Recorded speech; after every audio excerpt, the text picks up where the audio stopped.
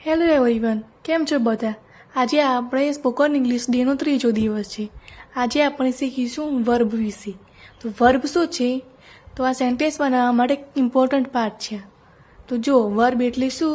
તો વર્બ એટલે એક્શન કાં તો સ્ટેટ બતાવતો વર્ડ બરાબર. એક્શન મીન્સ કાર્ય.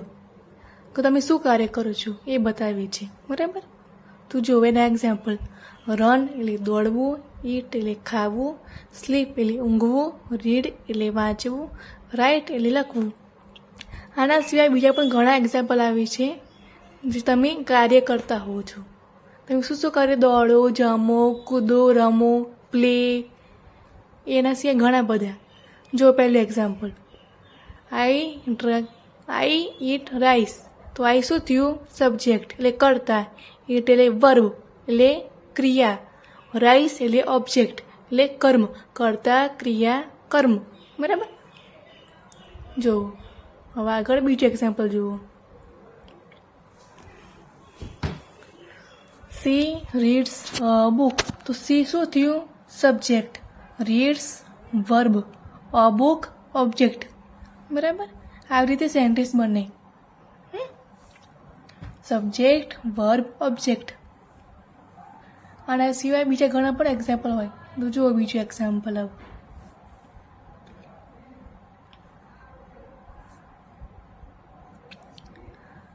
They play cricket. તો ધે શું થયું? Subject, play verb, cricket object બરાબર. કરતા કર્મ, ફરી કરતા ક્રિયા કર્મ. તમે શું ક્રિયા કરી? તો રમ્યા. શું રમ્યા? તો ક્રિકેટ રમ્યા. તો થયું ને ક્રિયા પ્લસ કર્મ. એવી રીતે. ચલો ચોથું example: C writes a letter. He writes a letter. તો જુઓ સબ્જેક્ટ, વર્બ, ઓબ્જેક્ટ. શું થયું? હી સબ્જેક્ટ, વર્બ તો રાઇટ્સ, અ લેટર તો ઓબ્જેક્ટ બરાબર.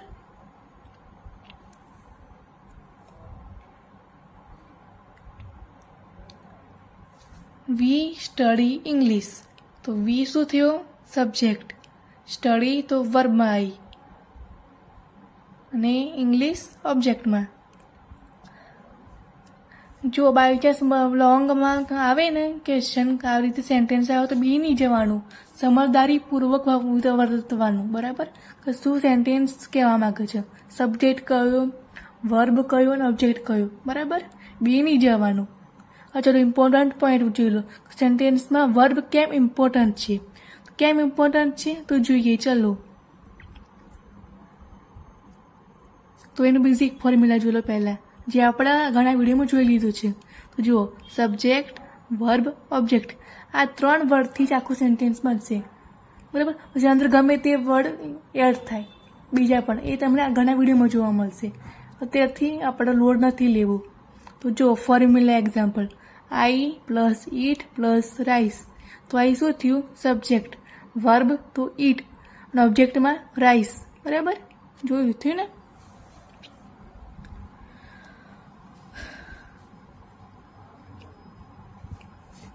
ચલો બીજા એક્ઝામ્પલ જોઈએ. હા, તમારા સેન્ટેન્સમાંથી શોધી લાવવાનું છે સબ્જેક્ટ કયા, વર્બ કયું અને ઓબ્જેક્ટ કયા બરાબર. એ મને કમેન્ટમાં તમારે મને જણાવવાનું છે. કમેન્ટમાં મને બતાવજો બરાબર.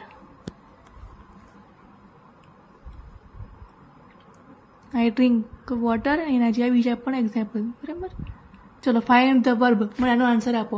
આઈ ડ્રિંક વોટર. તમારું વર્બ કયું છે એ મને કમેન્ટમાં બતાવો.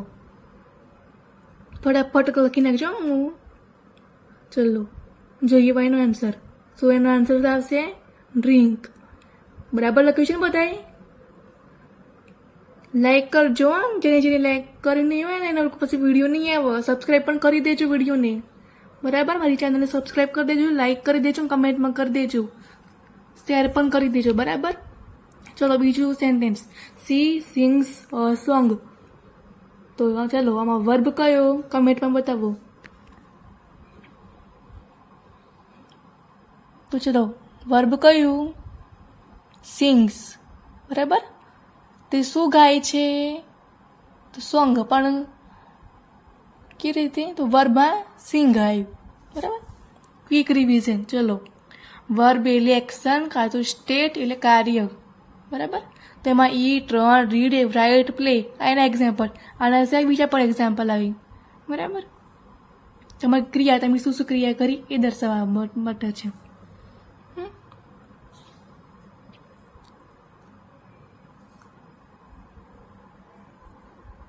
ચલો તમારું હોમવર્ક આવ્યું. ચલો હવે તમારે શું કરવાનું છે? 5 સેન્ટેન્સ લખવાના છે, સબ્જેક્ટ, વર્બ અને ઓબ્જેક્ટને લઈ. 5 સેન્ટેન્સ મને કમેન્ટમાં લખીને બતાવજો, બરાબર.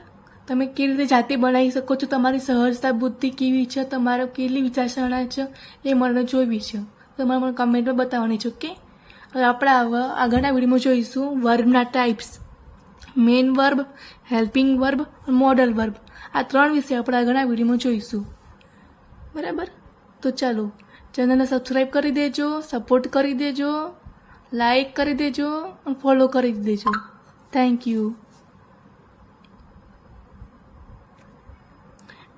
પ્રેક્ટિસ પણ કરતા રહેજો, બરાબર.